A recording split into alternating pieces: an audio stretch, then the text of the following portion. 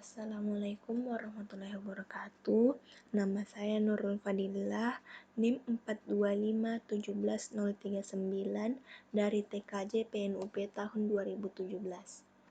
Pada kali ini saya akan menjelaskan mengenai jurnal yang berjudul Perbandingan Kinerja Komputasi Hadoop dan Spark untuk memprediksi cuaca, yang dalam hal ini adalah merupakan studi kasus Storm Event Database. Nah, pendahuluan. Hadoop dan Spark merupakan framework yang sangat penting karena peran keduanya sangat krusial dalam analisis big data, yaitu memproses big data secara terdistribusi, sehingga seringkali disebut dengan framework komputasi terdistribusi. Karena memiliki kemampuan yang sama, tentu perlu adanya pengujian untuk menentukan framework dengan kinerja komputasi terbaik. Hal ini dilakukan dengan harapan agar pihak yang menggunakan framework tersebut dapat menentukan pilihan sesuai dengan kebutuhan. Nah, kemudian metode penelitian. Tahap kerja penelitian ini akan diuraikan pada kerangka kerja, yang mana kerangka kerja tersebut akan digunakan sebagai acuan atau langkah dalam membangun sistem perbandingan kinerja komputasi Hadoop dan Spark untuk memprediksi cuaca. Adapun metode penelitiannya dimulai dari start, kemudian menganalisis kebutuhan, kemudian melakukan perancangan dan implementasi sistem. Nah, kemudian apabila implementasi sistem berhasil, maka lanjut ke pengujian sistem. Apabila tidak, maka kembali ke perancangan sistem. Kemudian melakukan pengujian sistem kembali. Setelah itu, apakah berhasil? Jika telah berhasil, maka membuat kesimpulan. Apabila tidak, maka kembali ke tahap sebelumnya. Kemudian N. Kemudian analisa dan perancangan sistem. Ada 3. Yang pertama analisa sistem, kemudian analisa kebutuhan sistem, dan perancangan sistem. Analisa kebutuhan. Nah, dari gambar di atas yang merupakan topologi sistem, gugus komputer akan diimplementasikan dengan menggunakan IaaS atau Infrastructure as a Service dengan menggunakan BizNet GeoCloud. IaaS ini menyediakan berbagai sumber daya sehingga mudah untuk merancang arsitektur sistem yang diinginkan. Nah, dari gambar ini diperoleh bahwa akan dibangun 4 cluster node. Cluster node itu terdiri dari 1 master node dan 3 slave-nya. Kemudian cluster node itu tersambung dalam sebuah switch, sehingga memungkinkan untuk saling bertukar informasi antara satu dengan yang lainnya. Kemudian switch itu tersambung ke dalam sebuah router melalui IP gateway. Kemudian IP gateway ini digunakan untuk membuat akses internet melalui router. Hal tersebut dapat terjadi karena router memiliki IP public. Kemudian IP tersebut terhubung ke internet. Kemudian analisa kebutuhan sistem yang digunakan yaitu ada 2, kebutuhan perangkat keras dan perangkat lunak. Perangkat keras itu terdiri dari master node, Intel Xeon, dan sebagainya, RAM 24GB dan SSD 80GB. Kemudian slave-nya dengan sama tetapi SSD-nya hanya 40GB dan seterusnya. Kemudian kebutuhan perangkat lunak CentOS dalam hal ini adalah bagian dari Linux. Hortonworks Data Platform 2.6 di sini memudahkan dalam memasang berbagai framework khususnya menangani data yang berukuran besar. Kemudian Apache Hadoop 2.7, Apache Spark 1.6.3 dan 2.1.0, kemudian H2O. H2O ini adalah perangkat lunak untuk memproses data dengan menggunakan algoritma machine learning, salah satunya deep learning. Kemudian Sparkling Water di sini sebagai tool untuk mengumpulkan informasi CPU, memori, dan jaringan. Kemudian Performance Analysis Tool, kemudian Git. Setelah itu perancangan sistem. Ada 5 tahapan: pembuatan VM, pemasangan OS, pemasangan perangkat lunak, implementasi klaster, dan pengecekan komputer klaster. Kemudian hasil dan pembahasan dari ada 2 implementasi sistem.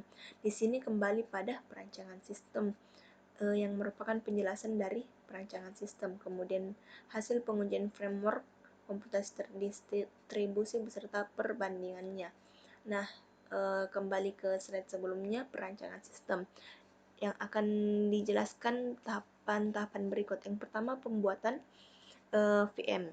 Nah, pada tahap awal ini dalam implementasi sistem dengan meluncurkan virtual machine yang menggunakan IaaS atau Infrastructure as a Service, yang dimana IaaS itu menyediakan berbagai jenis virtual machine agar pengguna dapat memilih sesuai dengan kebutuhannya. Kemudian tahap kedua yaitu pemasangan OS dengan memasangkan virtual sistem operasi pada VM. Sebelumnya VM yang diluncurkan ada pilihan menentukan sistem operasi yang akan digunakan, yang dalam hal ini adalah CentOS 7.3. Kemudian tahapan ketiga yaitu pemasangan perangkat lunak. VM yang akan diluncurkan akan membentuk jaringan komputer dengan memasang perangkat lunak khusus. Jaringan komputer tersebut dapat digunakan untuk memproses masalah komputasi secara bersama-sama yang biasa disebut dengan komputer cluster. Komputer cluster akan dibangun dengan arsitektur master-slave, keduanya dipasang di perangkat yang berbeda. Kemudian tahapan keempat yaitu tahapan implementasi komputer cluster, yang dimana komputer cluster ini dapat dibangun dengan bantuan perangkat lunak khusus yang dipasang pada setiap master node dan slave node.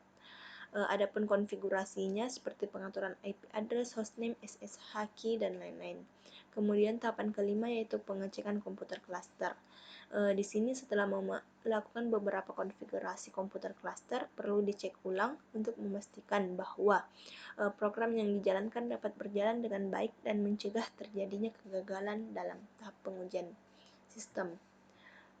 Kemudian hasil pengujian framework komputasi terdistribusi beserta perbandingannya.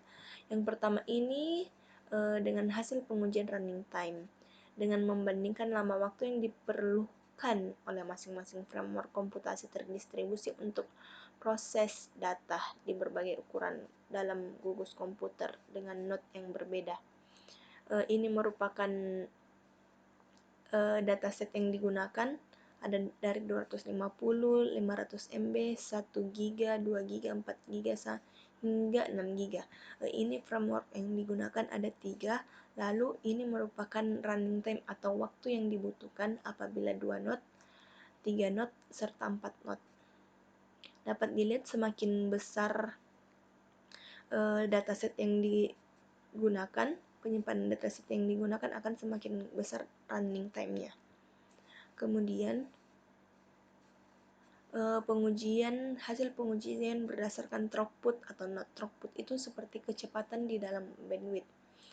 Nah, dalam hal ini penulis membandingkan ukuran data yang diproses per detik per node oleh masing-masing framework. Dapat dilihat kecepatan throughputnya dari setiap node yang dengan kecepatan bit per second.